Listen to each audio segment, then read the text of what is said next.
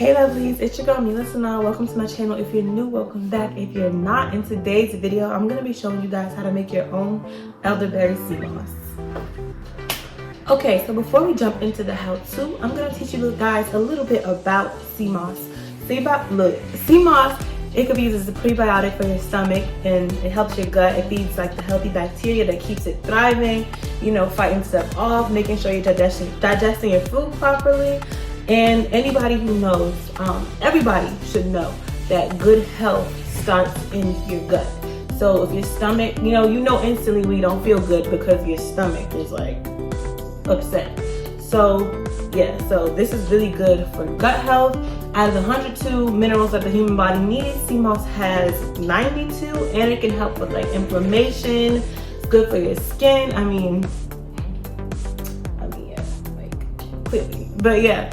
Sea moss is great for your skin, and it also helps weight loss. And there's so much more. I'll list the many minerals and other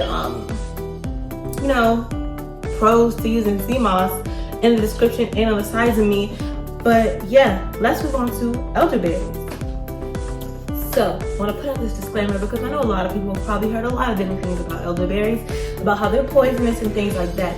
Elderberries contain cyanide and lectin when they're not cooked, but when you boil it, that kind of, it helps that go away, basically, and it makes it safe to eat. So these are dehydrated elderberries, and you don't want to eat them because, like I said, they contain cyanide and lectin just naturally. It's not like a GMO kind of thing, it's just what it is.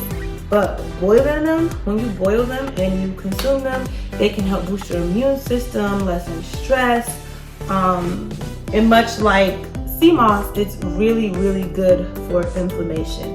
And elderberries also have so many more benefits, which I will also list like I did for the sea moss. And yeah, I'll actually also be adding in ginger to this. I know it says elderberry sea moss, but I think that this is to boost my immune system. This is to keep me healthy. This is just like something I need, So you always want, especially in this time of the pandemic, you want to make sure you're like getting your vitamin C, every mineral that you need. You want to take your vitamins and stuff like that. And this is a great way to do it. So I'm going to be adding ginger to further boost my immune system. So let's get started.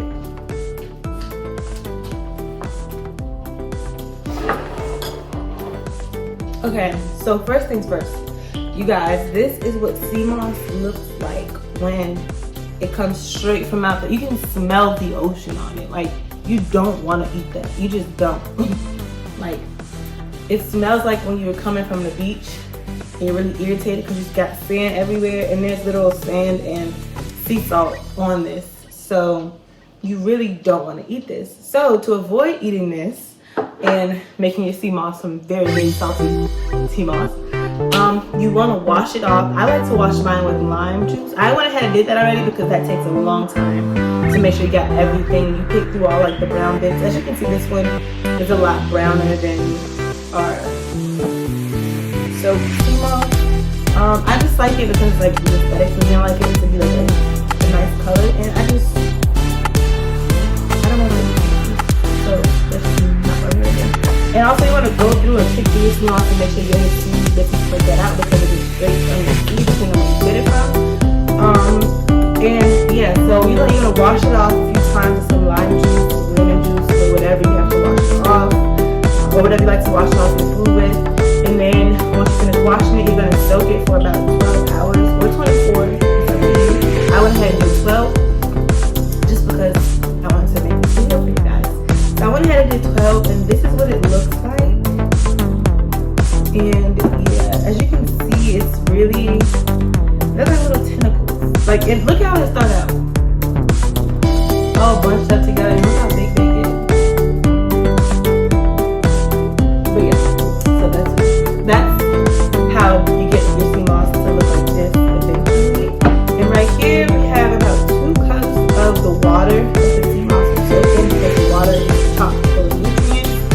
And yeah, so once we combine everything, we're going to put it in our food processors. The vitamins are really powerful. If you don't get one, if you don't got one, you should get one because it's that girl, it's that cute.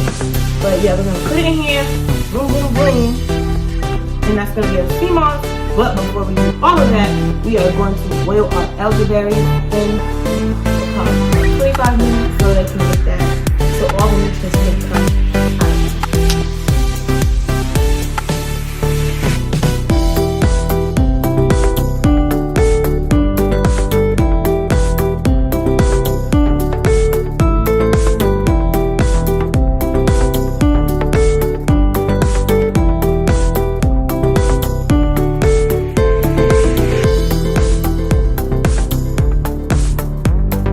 After it's done boiling, I'm gonna put it in the freezer for a bit so it can be chilled. I'm doing this so I can hurry up.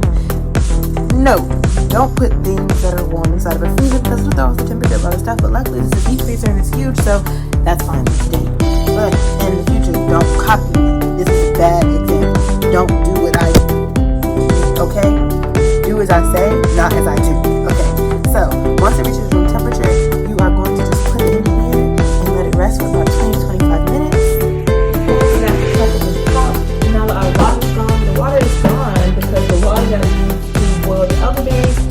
Is that very same water that our sea moss is so now,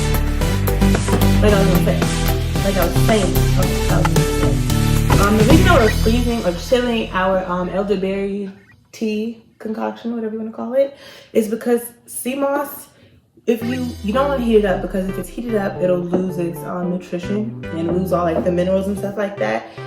So it's one of those things you don't want to increase its temperature if you can help it. You want to keep it at room temperature, or you can put it in the freezer or the refrigerator, just because if it gets too hot, it's kind of like you're just having gel, just to be eating gel. And we're eating this, we're putting this in our smoothies, our drinks, our tea, our food, not just to eat gel, but to reap the benefits. So don't overheat your sea moss. Do not boil your sea moss.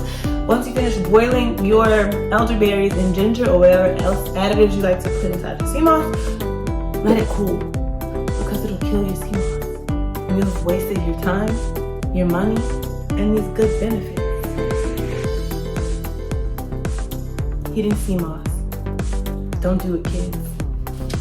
Alright, now that our sea moss is chilled. This is not sea moss. This is the elderberry ginger sea moss water concoction that we're gonna use to make our elderberry sea moss. So now that that's chilled, we're gonna start making our sea moss. So first things first, you're gonna put your sea moss inside of your food processor. Now, finally, we're not gonna add all of our sea moss because we don't want the processor to be overworked. So yeah, now we're gonna add our elderberries.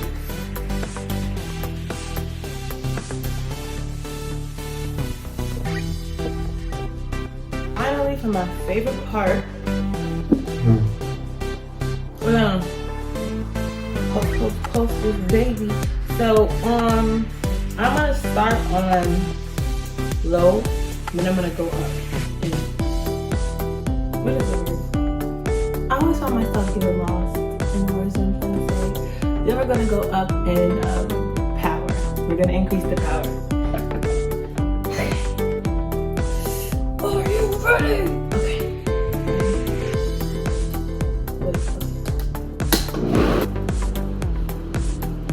Okay. Okay, now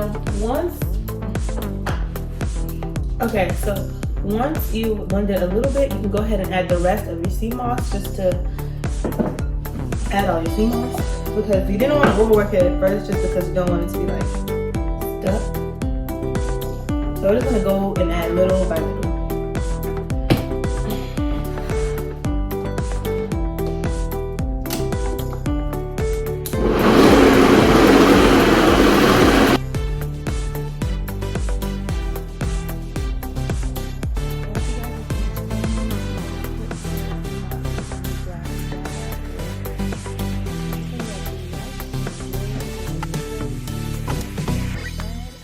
Enjoyed this video, and I'll see you next time.